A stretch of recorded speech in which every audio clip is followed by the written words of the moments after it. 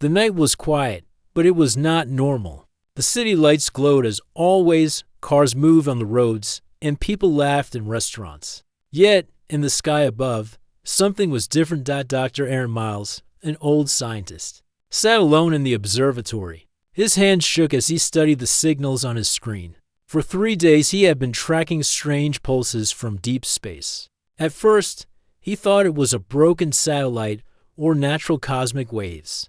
But tonight, the signals had formed a clear pattern. It was not random. It was a message, and it was coming closer. Aaron stood up, whispering to himself, "They are coming tomorrow." He called the government, but no one listened. He warned the military, but they laughed. "You're tired, old man. Go home." But Aaron knew what he saw. The signals were not from Earth. They were from ships. Huge ships. Ships moving fast towards the planet. Across the world, strange events began. In New York, people saw bright lights dancing above the skyline. At first, many thought it was a festival or a strange northern light. Families came out with cameras, pointing to the sky and smiling. Children shouted, "UFOs! UFOs!" But the lights were not beautiful for long. They moved in perfect lines, too sharp, too controlled for nature. Some lights vanished instantly, as if they jumped through space. Others spread wide, forming a net across the sky. In Tokyo, pilots flying near the ocean reported giant shadows passing under their planes. The shadows were so big that even the radar could not measure them fully. In a small village in Africa, goats and cows refused to leave their barns. Dogs barked all night, facing the sky. Birds flew in circles, confused and restless. The world was watching. The world was afraid. By midnight, social media exploded with videos. Strange lights above London. Something huge over the Pacific Ocean. Breaking news. Government denies UFOs. People argued, some saying it was just drones. Others saying it was a prank. But deep inside, everyone felt the same cold fear. This was not normal. Something big was coming. In Washington, the president sat with her advisors. Military generals showed satellite images of enormous objects entering Earth's orbit. They were silent. No radio waves, no communication, just dark shadows against the stars. "Are they weapons?" One advisor asked. "We don't know. Do we shoot them down?" "We can't. They are too big. Too many." The president's face turned pale. If Dr. Miles is right, tomorrow they will arrive. Meanwhile, in the streets of Los Angeles, life carried on. Teenagers filmed TikToks under the glowing sky. Some laughed, calling it the best alien prank ever. Others prayed quietly in churches, temples, and mosques. The world was split between disbelief and panic. But then, at exactly 3 a.m., every television, every phone, every radio went black for 10 long seconds. Silence ruled the earth. Then a single image appeared on every screen, a shadow of a giant ship, its edges glowing with fire. A deep voice spoke, not in human language, but everyone understood. The meaning was clear, even without words. "We are coming." The message ended. Screens went dark again. Dr. Miles stared out the observatory window. His eyes filled with tears. He had warned them, but no one had listened. The night grew colder. The stars above seemed to vanish, one by one, blocked by something vast moving through the darkness. People across the world rushed outside. Some screamed. Some stood frozen. Parents held their children close. Soldiers readied their weapons, though they knew they would not be enough. Above the earth, in the endless night sky, the first alien ships appeared. Enormous, silent, like floating mountains of steel. They cast shadows across entire cities. The invasion had not begun yet, but the warnings were clear. Tomorrow, humanity would face the greatest battle of its existence. The morning came, but it did not feel like morning. The sun was hidden behind heavy clouds, and the sky looked darker than usual. People around the world woke up to the memory of the night before the strange lights. The shadowy ships, the warning message.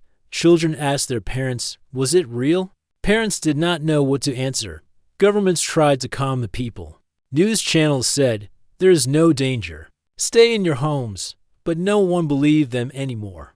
Too many had seen the lights with their own eyes. Too many had heard the voice that spoke without words. By noon, the first ship revealed itself fully. It came down slowly over the Pacific Ocean, so large that its shadow darkened the water for miles. Fishermen stopped their boats, staring in silence. The ship had no wings, no engines, no signs of smoke or fire. It floated as if the laws of gravity meant nothing to it. Its surface was black metal, smooth like glass, but every few minutes, lines of glowing blue light spread across it, like veins carrying power. The ship did not make a sound. The only noise came from the waves crashing below it. News helicopters tried to get closer, but their cameras began to fail. One by one, the screens went fuzzy with static. Pilots reported that their controls felt heavy, as if some invisible hand was pulling them down. And then, more ships arrived.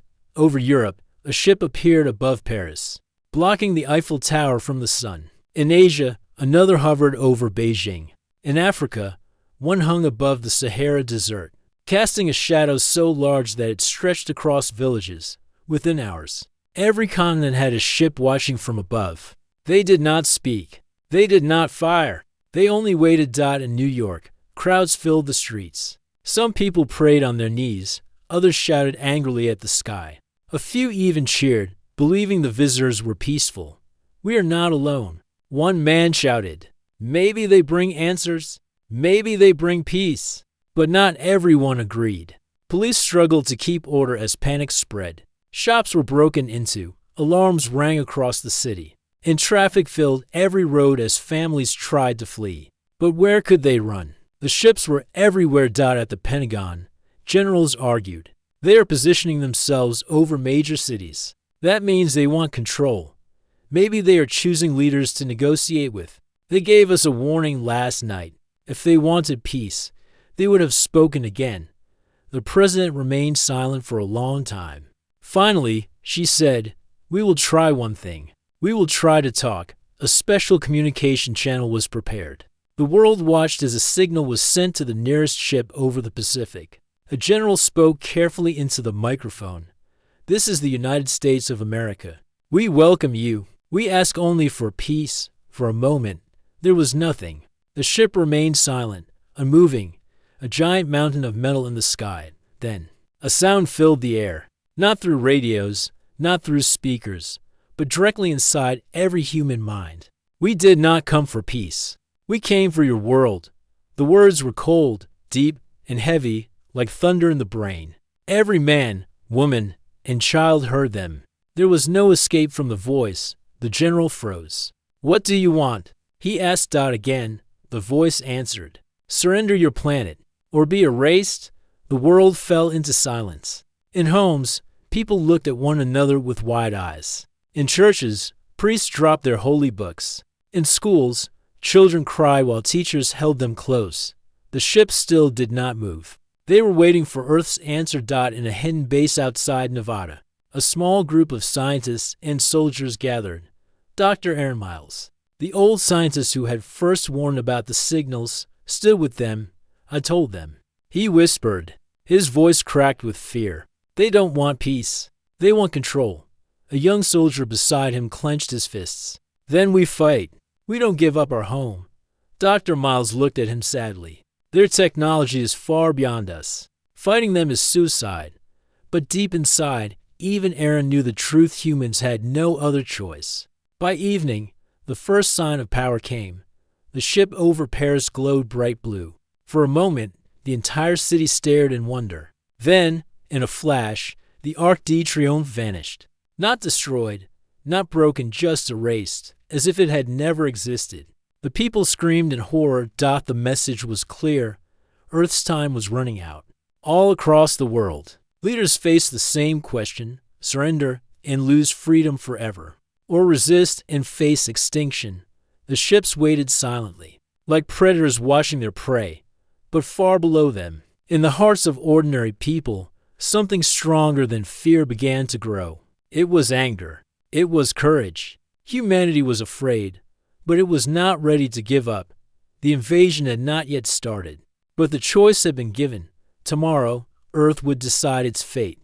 The world stood on edge. For one whole day, The alien ships hung over every major continent, waiting like dark clouds before a storm. Their silent presence was worse than any attack. Humanity waited, unsure if the end would come in minutes or days. World leaders held emergency meetings. Some argued for surrender. Others demanded resistance. Soldiers were placed on high alert. Fighter jets circled the skies, though none dared approach too close. And then, at last, Earth gave its answer. In Washington, the president addressed the nation and the world. Cameras broadcast her speech to billions. We are not afraid. This planet is our home, and we will not surrender it. If they come for us, we will fight. Humanity will stand together. Her voice was strong, but her eyes revealed the weight of the choice. Everyone knew what came next. The aliens would not wait, only an hour later. The ship over Paris glowed again. Citizens ran into the streets, some screaming, others frozen with fear.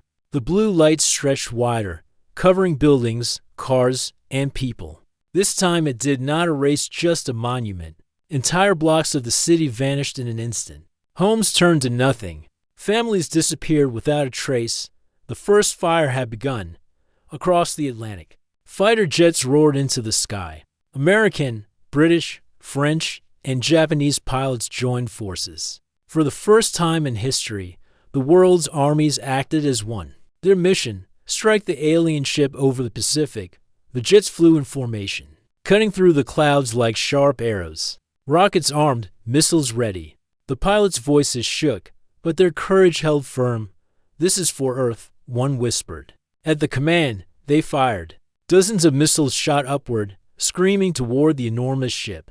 The world watched live broadcasts. Holding their breath, explosions lit the sky. Fire and smoke covered the alien vessel. For a brief moment, hope spread across the earth. Maybe it worked. People cried. But when the smoke cleared, the ship still floated, untouched. Not a single scratch marked its black surface. And then it responded. The alien ship pulsed with light, and a beam of energy shot downward. One jet vanished instantly, nothing left but silence on the radio. Another beam struck the ocean, boiling the water, tossing ships like toys. Panic filled the pilots' voices. "They're too fast! Eject, eject!" One by one, the jets were destroyed. Only a few managed to escape, their weapons useless against the enemy. The first human attack had failed. In homes and shelters across the world, people cried in fear. News anchors spoke in trembling voices. The aliens, they cannot be hurt. But in the secret Nevada base, Dr. Aaron Miles leaned closer to the monitors. His sharp old eyes caught something others had missed. "Wait," he whispered. He replayed the battle footage, slowing down the moment of impact. When the missiles hit.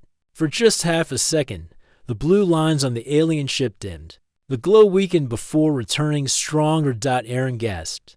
"They can be hurt. Their shield. It takes time to recharge." A young scientist turned to him. "So if we hit them again and again?" "Yes," Aaron said, his voice trembling with hope. "If we strike fast, if we don't give them time to recover, maybe we stand a chance." But there was no time to celebrate. At that very moment, the alien ship over Beijing moved lower, shaking the ground with its presence. The sky grew darker, winds howled, and people screamed as the massive vessel prepared its next strike. Tanks rolled into the streets. Soldiers aimed their cannons upward. Helicopters lifted off, blades chopping the air. Humanity refused to kneel. The order was given: fire everything. Rockets streaked through the sky. Anti-air guns thundered. The city lit up with fire and steel. For a moment, it looked like the very earth was fighting back. And for the first time, the alien ship shuddered. Its shield flickered, a faint ripple across its surface. The soldiers cheered. But the joy did not last. The ship's glow returned brighter than before. A wave of energy swept across the city, toppling buildings, melting streets, throwing tanks into the air like toys. The first battle of Earth had begun, and humanity was already paying the price still. Hope was not dead. In basements, in bunkers, in dark rooms lit only by candlelight, ordinary people whispered to one another. "They can be hurt. They are not gods. If we fight together, maybe we can win." The world had seen fire. The world had seen death. But the world had also seen something else, a weakness, small but real. The aliens were powerful, but they were not invincible. And so, as night fell again, the people of Earth prepared for what was coming. Cities burned, armies regrouped, and scientists worked desperately. The message was clear. The invaders would not stop until humanity was erased. But humans had made their own choice. They would not surrender. They would fight. The first fire had fallen, but the battle for Earth had only just begun. The world did not sleep that night. Cities burned, families hid, armies moved in silence. The air was heavy with smoke and fear. Everyone knew tomorrow would not be another day of warnings, it would be the beginning of war. In the Nevada base, Dr. Aaron Miles stood over the battle maps. Around him were generals, young scientists, and soldiers with tired eyes. The discovery of the alien weakness had given them one thing the world desperately needed: hope. "They are strong," Aaron said, pointing at the glowing maps of the alien ships. "But their shields flicker for a moment when attacked. If we strike hard and fast, again and again, we might break through." A general frowned. "Our weapons are too weak. Our jets were destroyed in seconds." Aaron shook his head. "Not if we fight smart. We cannot match their power, but we can use their overconfidence against them." By morning, the plan was ready. All across the world, armies prepared their forces. Fighter jets were rearmed, submarines moved quietly into oceans, and hidden missile bases unlocked their weapons.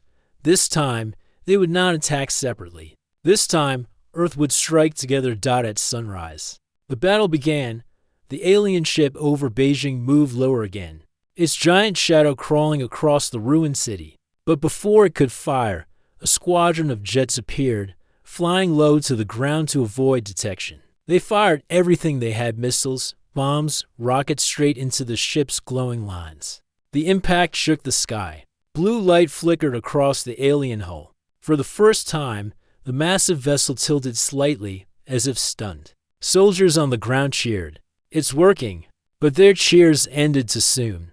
The ship responded with a storm of energy beams, cutting through the sky like burning swords. Several jets exploded instantly. Others tried to escape but were caught midair, vanishing in white light. Still, a few survived. Long enough for the second wave to arrive from the ocean. Hidden submarines launched nuclear-tipped missiles. They cut through the clouds and slammed into the alien hull. Again, the shield rippled, flickered, and dimmed. The ship groaned like a wounded beast. This was the weakness Aaron had spoken of. In Paris, the story was the same. Tanks rolled through broken streets, firing round after round at the giant ship above. Most shells bounced off harmlessly, but the constant pressure made the shield stutter. Then, in a daring move, helicopters carried soldiers high into the air. They jumped with parachutes, landing on rooftops dangerously close to the alien vessel. With heavy launchers on their shoulders, they fired directly at the glowing blue veins of the ship. For one terrifying second, the shield collapsed. A small hole appeared, smoking and sparking, and in that moment, the world saw something no one expected. Inside the ship was not indestructible metal, but something alive. The glimpse was quick, but soldiers swore they saw dark, moving shapes inside the alien craft. The ship roared with light, closing the hole quickly. But fear spread not only among humans, but perhaps among the aliens as well. In Washington, the president listened to the reports. Losses were heavy, but for the first time, the aliens had taken damage. "Continue the assault," she ordered. "Show them humanity does not bow." But the aliens were not idle. Over Africa, one ship released smaller craft, black and sharp like arrows. They moved faster than any jet, darting across the sky with deadly precision. They fired streams of plasma that burned entire villages to ash in seconds. In Europe, another ship dropped machines the size of tanks. They landed in the streets and unfolded into walking giants with glowing weapons. Civilians screamed as the machines marched forward, crushing everything in their path. The invasion had begun in full, yet humans adapted. In Cairo, resistance fighters lured the alien walkers into narrow streets, where their giant size became a weakness. Hidden bombs collapsed entire buildings on top of them. For the first time, alien machines fell, broken underhuman stone, and steel. In South America, jungle fighters used the forest as cover. They struck quickly, vanishing before the alien crafts could respond. Primitive weapons, traps, and courage became tools stronger than fear. Humanity was learning. Humanity was fighting back. At the Nevada base, Aaron watched the battles unfold on screens. His heart pounded with both fear and pride. "They bleed," he whispered. "Not like us, but they bleed." A young soldier beside him asked, "But can we win?" Aaron looked at the burning map of Earth. Whole cities had already fallen. Millions were gone. Yet his voice was firm. "We don't need to be stronger. We only need to be smarter." By nightfall, the first day of true battle was over. The aliens still held the skies. Their ships still blocked the sun. Their weapons were unmatched. But Earth had not surrendered. Humanity had shown it could strike back. In bunkers, in broken cities, in fields of smoke and ash. People whispered the same words. "They are not gods. They can be hurt." The war was far from over, but something had changed. For the first time since the invasion began, humans believed they had a chance. The second night of war was darker than the first. Entire cities glowed with fire, smoke rose like mountains, and the sky was covered with alien ships. Humanity had fought bravely, but the losses were heavy. Millions were gone. Still, deep inside the Nevada base, hope was alive. Dr. Aaron Miles stood in the control room, staring at the battle footage again and again. His tired eyes searched for something, anything, that could give humans a chance. The room was silent until a young scientist, Sarah Lee, spoke. "Sir, look here." She pointed to the slowed-down footage of the Paris attack. When the alien shield flickered and the small hole appeared, a strange reaction was visible. The ship's glowing vanes had sparked, not like fire, but like electricity failing. Aaron leaned closer. "That's electromagnetic interference." Sarah nodded quickly. "Yes, their shields don't just block physical weapons. They depend on energy. If we can overload that energy, an EMP," Aaron whispered. His eyes lit up with sudden fire. "Electromagnetic pulse. Something primitive to us, but deadly to them." The generals in the room argued. "We don't have time to build new weapons. Nuclear bombs are too dangerous for our own cities. Our jets can't get close enough." But Aaron shook his head. "We already have what we need. Old EMP warheads from the Cold War. Buried, forgotten, but still here. If we can launch them close enough to the ships, their shields might collapse completely." A heavy silence filled the room.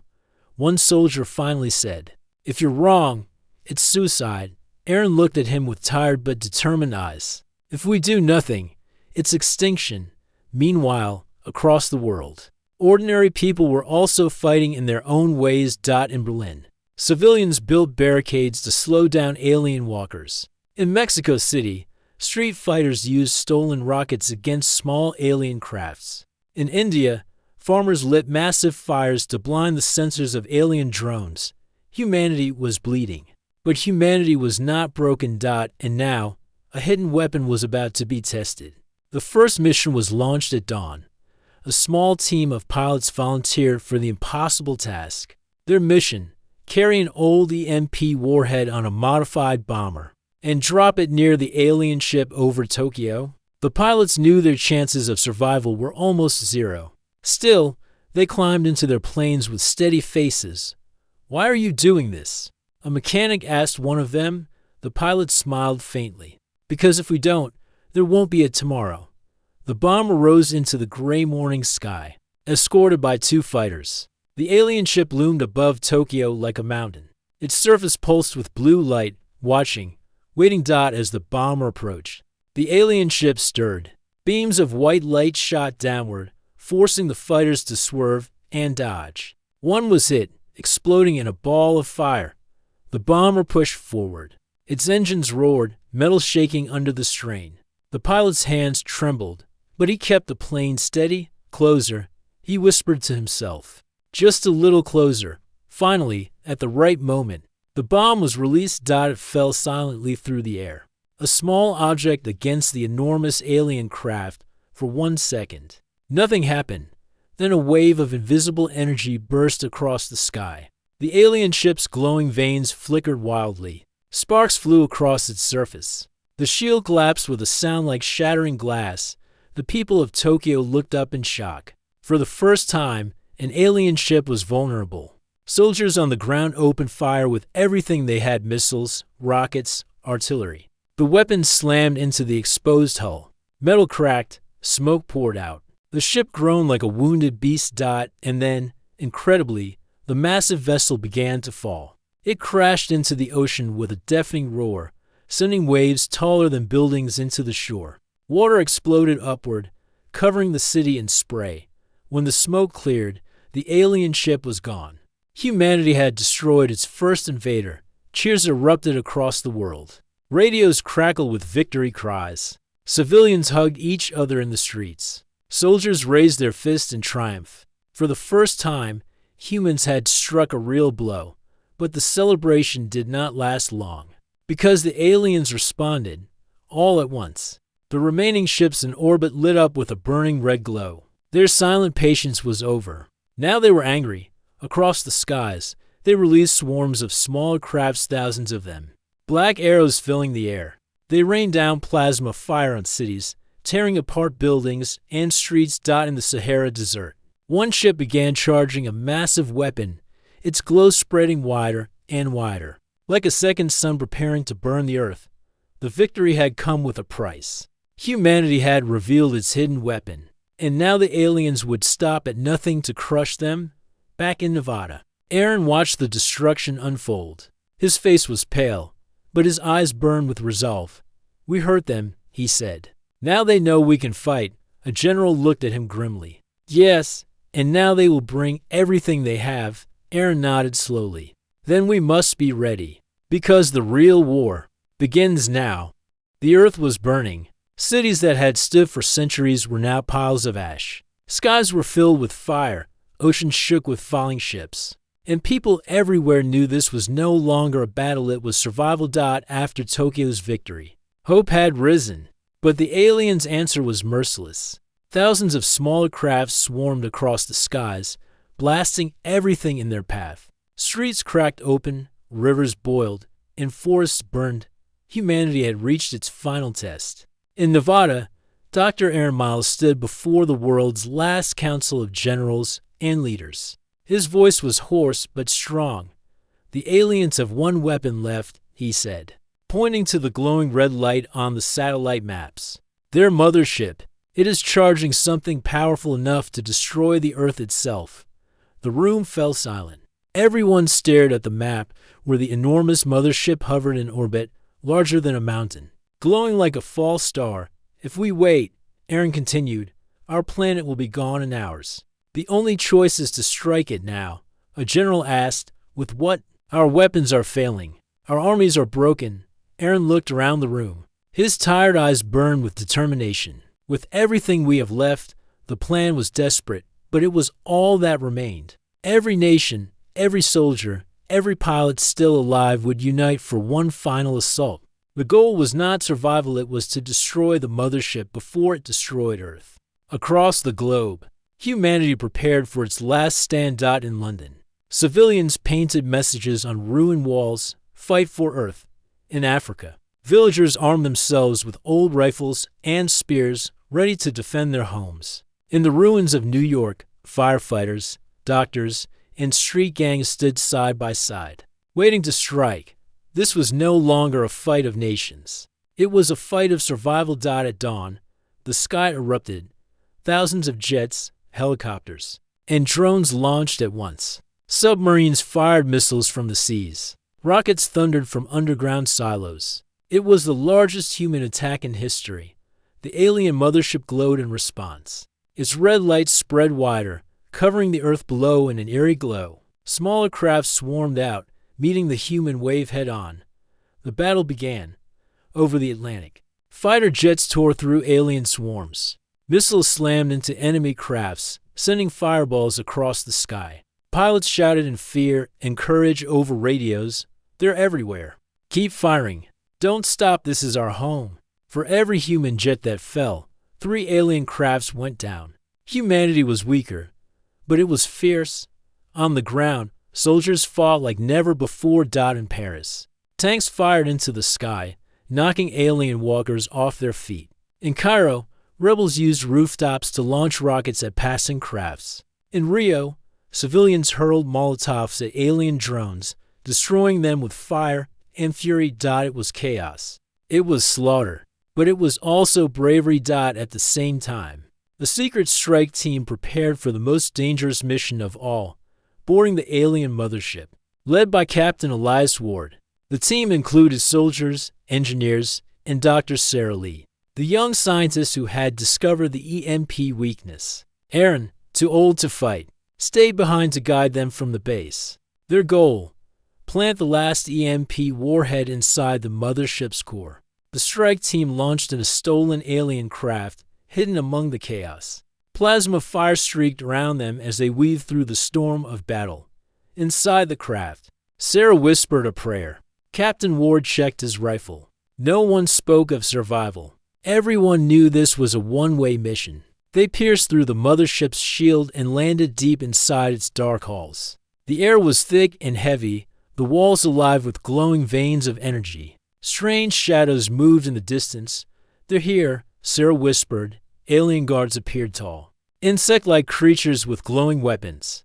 The battle inside began. The strike team fought with everything they had. Bullets cracked, grenades exploded, and the halls shook with fire. One by one, soldiers fell, buying time for the others. Captain Ward pushed forward, dragging Sarah with him. "The core, we have to reach the core." They ran through endless corridors until they reached a massive chamber. At its center pulsed the heart of the ship, a swirling vortex of red energy, bright enough to blind. "This is it," Sarah gasped. She opened the case, holding the EMP warhead, her hands shaking. Behind them, more aliens swarmed. The last soldiers turned to hold them back. Plasma beams filled the air. Screams echoed through the halls. Captain Ward fired until his rifle clicked empty. He drew his sidearm, shouting over the noise, "Plant it, now." Sarah connected the warhead to the core's energy lines. Sparks exploded, the room shaking violently. Aaron's voice crackled in her earpiece. "Sarah, you must trigger it manually. The system won't arm itself. Someone has to stay behind." Her eyes widened. "That means—" "Yes," Aaron said softly. "It means sacrifice." Captain Ward grabbed her shoulder. "I'll do it." But Sarah shook her head, tears in her eyes. "No, this is my discovery, my responsibility." Before Ward could stop her, she slammed the final switch. The warhead began to hum, a rising scream of energy. "Go," she shouted. "Go, now." Ward stared at her for one final moment, then turned and ran, dragging the last survivors with him behind them. Sarah stood alone in the glowing chamber, tears on her face but courage in her heart. "This is for Earth," she whispered. The explosion was silent at first. A wave of invisible force ripped through the mothership, collapsing its shields, tearing through its core. From Earth, people looked up and saw the impossible, the great mothership burning, cracking apart, falling from the sky like a dying star. Alien swarms screamed in chaos as their leader was destroyed. Across the globe, their crafts weakened, falling from the skies. The invasion crumbled in minutes. On the ground, soldiers and civilians watched in awe. They screamed, they cried, they hugged one another. Against all odds, humanity had survived. The price was heavy. The Earth was scarred, millions gone, cities in ruins. But the planet still belonged to humans, for now. The world was silent. For the first time in weeks, no alien ships burned in the sky. No explosion shook the ground. No screams filled the night. The great mothership had fallen, its massive body lying in pieces across the ocean. Humanity had survived, but the victory did not feel like triumph. Cities were in ruins. Millions were gone. Families searched through rubble for loved ones who would never return. The air smelled of smoke, and the seas carried the ashes of battle. Still, the people of Earth looked up at the sky with one shared truth. They were alive. At the Nevada base, Dr. Aaron Miles sat with Captain Elias Ward. The soldier's armor was broken, his face scarred, but his eyes were sharp. "She gave her life," Ward whispered, thinking of Dr. Sarah Lee. "Without her, we would all be dead." Aaron nodded slowly. Her sacrifice lit the path for all of us. History will remember her as the spark that saved Earth. But even as he spoke, Aaron's mind was restless. He stared at the silent radar screen, waiting, fearing. "What is it?" Ward asked. Aaron's voice was low. This was not their whole force. It can't be. A civilization that advanced. They did not lose so easily. Ward's fist clenched. "So, you're saying this isn't over?" Aaron looked at the stars outside the cracked window. "No, this was only the beginning." Across the world, survivors began to rebuild. In New York, people raised torn flags over broken skyscrapers. In Africa, tribes and soldiers worked side by side to heal the wounded. In Asia, monks lit lanterns in rivers, prayers floating for those lost. The earth was scarred, but it was also united like never before. For the first time, nations had fought not for land, not for power, but for survival as one. Yet, deep in the Pacific, divers exploring the fallen mothership found something strange. A dark chamber hidden inside the wreckage. Walls covered in alien markings. A device still glowing faintly, alive despite the destruction. When the divers touched it, the device released a sharp pulse across the ocean. Miles away, satellites caught the signal. A repeating message. Not to Earth, but to the stars, help us. We are not defeated. Send reinforcements. Back at the Nevada base, alarms rang. Technicians shouted, screens lighting up with data. Aaron rushed to the control room. "What happened?" A young officer's face turned pale. "Sir, we just intercepted a transmission. It's not from Earth, it's leaving Earth, heading into deep space." Ward stepped forward. "You mean?" "Yes," the officer said. The aliens called for help. Silence fell across the room. The reality struck hard. Humanity had won a battle, but not the war. Aaron closed his eyes. His worst fear was true. They were scouts, he whispered. Only scouts. Testing us, and now. Their empire knows we exist. Ward slammed his fist on the table. Then we'll be ready. Next time, we'll fight again. But Aaron shook his head. This is not just a fight for soldiers. This is survival for the whole species. If they return with full force, extinction will be waiting. Outside, people celebrated. Children danced, families sang, survivors hugged under the broken skies. They believed the war was over. But above them, far beyond the stars, something stirred. Vast fleets in distant galaxies turned their gaze toward Earth. An ancient empire now knew the humans had teeth, and they would not forgive. Days later, Captain Ward stood with Aaron on a cliff overlooking the ruins of Los Angeles. Fires still smoked in the distance, but survivors were building shelters, planting flags, and swearing to defend their home. Ward broke the silence. "Do you think we have a chance, old man?" Aaron watched the horizon, his voice steady. "If humanity stands united, if we learn from this war, then yes, we will not just survive. We will rise." Ward nodded, gripping his weapon tightly. "Then let them come. We'll be ready." The camera of history panned upward, into the stars. The earth was cracked, burned, but alive. The humans had survived their first war against the unknown. But in the darkness of space, thousands of alien ships stirred, waiting, planning, hungering. The true invasion had not yet begun, and humanity now stood at the edge of two paths, victory or extinction.